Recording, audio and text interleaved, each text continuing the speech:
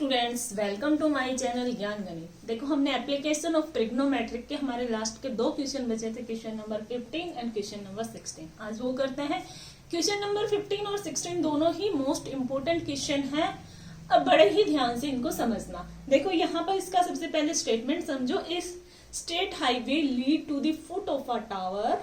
A man standing at the top of the tower observe a car at an angle of depression of 30 degree which is approaching the foot of the tower with a uniform speed। देखो, यहाँ पर पहले देखो, एक man है जो किसी tower के ऊपर खड़ा हुआ है और वो एक कार है उसको ऑब्जर्व कर रहा है।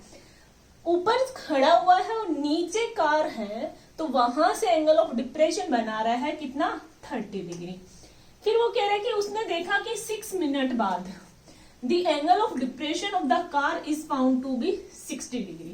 वो कह रहे हैं कि जो कार है वो एक यूनिफॉर्म स्पीड में चल रही है, उसकी स्पीड में कोई चेंजमेंट नहीं आया। तो सबसे पहले यहाँ पर डायग्राम देखो, यहाँ कोई एक टावर है।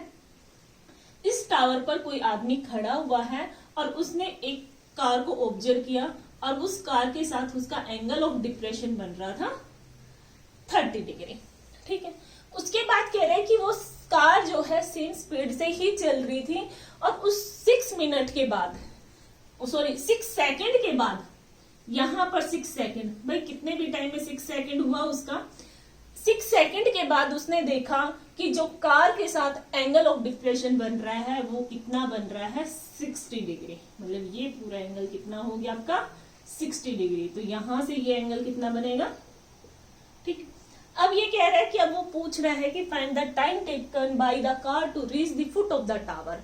उस कार को इस टावर के फुट तक, मतलब यहां तक पहुंचने में उसको कितना टाइम मिलेगी, आपको टाइम निकालना है। यहाँ पर स्पीड और टाइम की बात हो रही है, यहाँ पर आपके पास डिस्टेंस नहीं है। बच्चे गलती यहाँ पर क्या करेंगे, इसको 6 सेकेंड, यहाँ से यहाँ तक पहुंचने में 6 सेकेंड ले लेंगे, तो इसको 6 ही लेट कर लेंगे। 6 सेकेंड क्या है, टाइम है, ना कि डिस्टेंस। ये तो यहां से यहां तक पहुंचने की हमें क्या चाहिए, डिस्टेंस चाहिए। डिस्टेंस कैसे निकालोगे, स्पीड क्या होता है, डिस्टेंस अपॉन टाइम। तो आपका डिस्टेंस क्या हो जाएगा, स्पीड इनटू टाइम। हमने यहाँ पर एक कार की जो स्पीड है उसको लेट कर लोगे, speed of car x kilometre, x metre में लेट कर लो, मीटर पर सेकेंड, क्योंकि यहाँ पर जो टाइम है सेकेंड में है।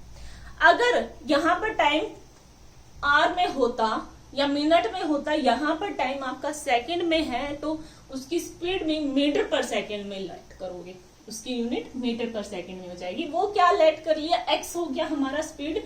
तो यहां से और यहां तक पहुंचने में वो 6 सेकंड ले रहा है, तो डिस्टेंस कितनी हो जाएगी, 6 इंटू एक्स मीटर। यहां से यहां तक की आपकी डिस्टेंस कितनी आ गई, 6x। ठीक है। अब ये डिस्टेंस चाहिए, ना तो हमारे पास कुछ भी नहीं है इसमें, ना हाइट है ना बेस है। सबसे पहले आपको वो ही चीज देखनी है। फिर कह रहे हैं कि यहां से यहां तक पहुंचने में वो कितना टाइम लेगी, हमें वो टाइम निकालना है।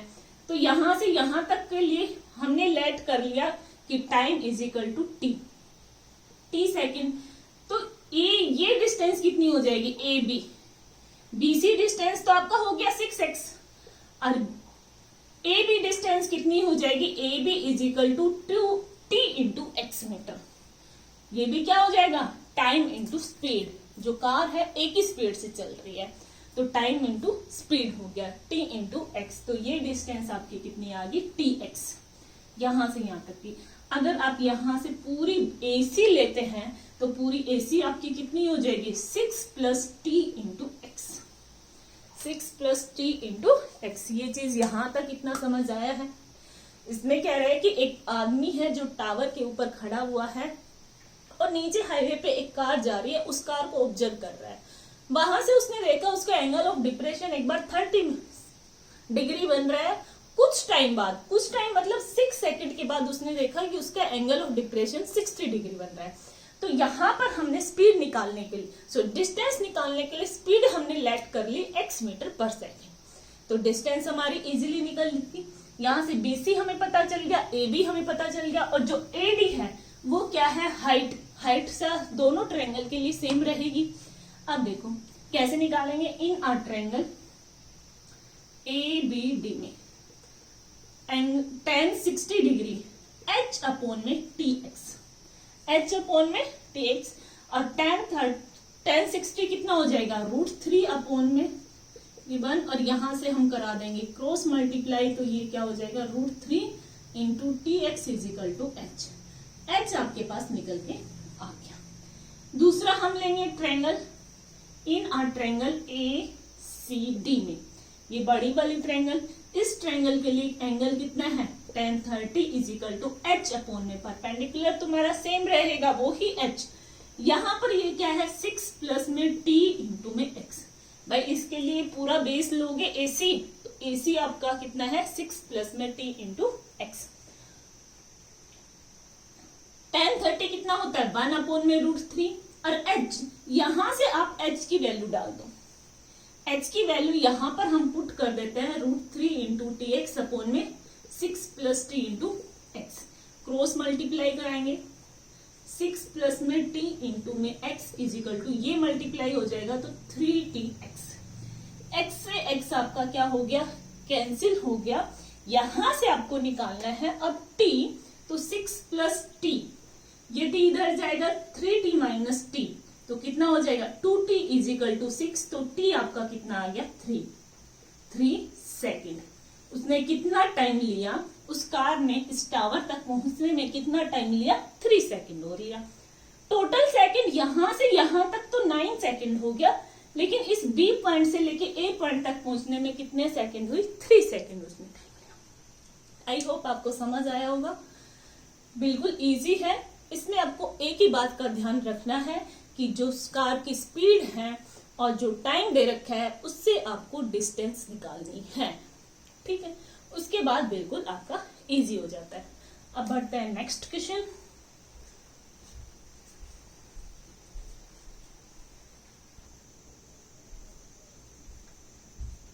देखिए क्वेश्चन नंबर 16 देखिए, ये क्वेश्चन भी मोस्ट इंपोर्टेंट है, इसमें भी एक लॉजिक लग रहा है, उसको समझिए। The angle of evolution of the top of a tower from a 2 point at a distance of 4 metre and 9 metre from the base of the tower.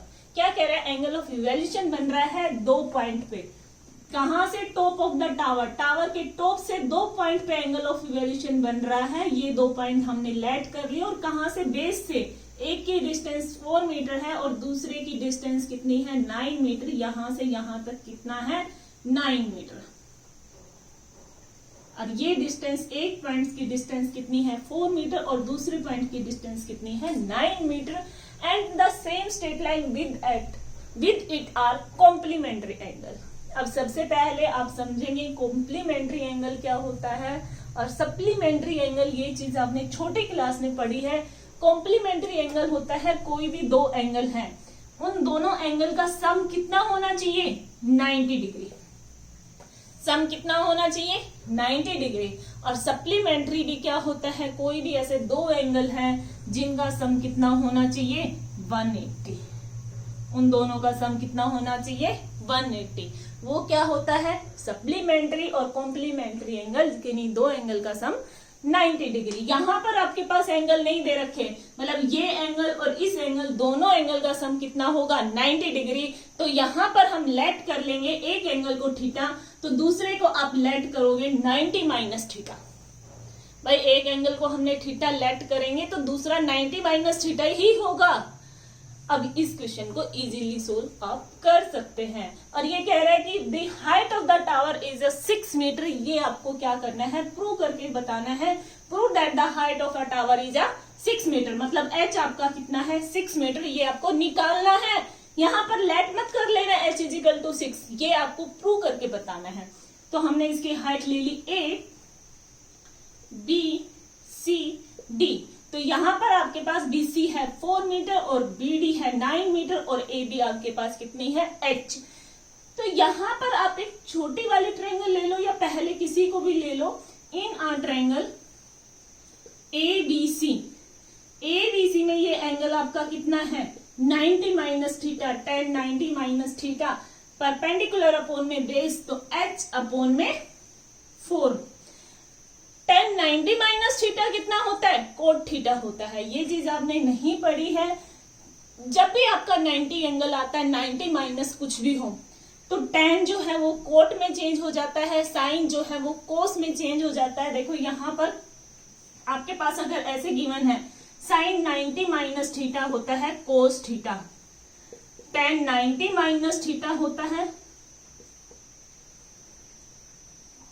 Cot theta, ये चीज होती है। अगर ऐसे ही उल्टा भी हो, कोट 90 माइनस थीटा होता है tan थीटा।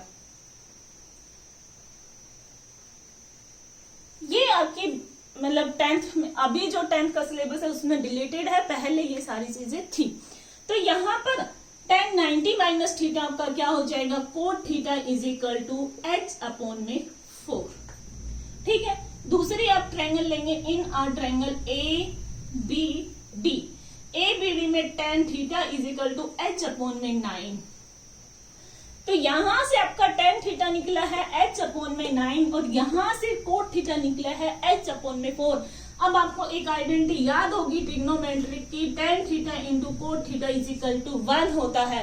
भाई यहाँ पर आप लिखते हो 1 अपॉन में tan थीटा को लिख सकते हो ना कोट थीटा, तो tan theta into cot theta क्या होता है, 1 होता है। तो tan थीटा की वैल्यू लिख दो h अपॉन में 9 इंटू में h अपॉन में 4 इज इक्वल टू 1। यहां से क्या बनेगा, h square is equal to 36। h की वैल्यू क्या आ जाएगी, √36 प्लस माइनस, तो h आपका क्या आ गया, प्लस माइनस 6।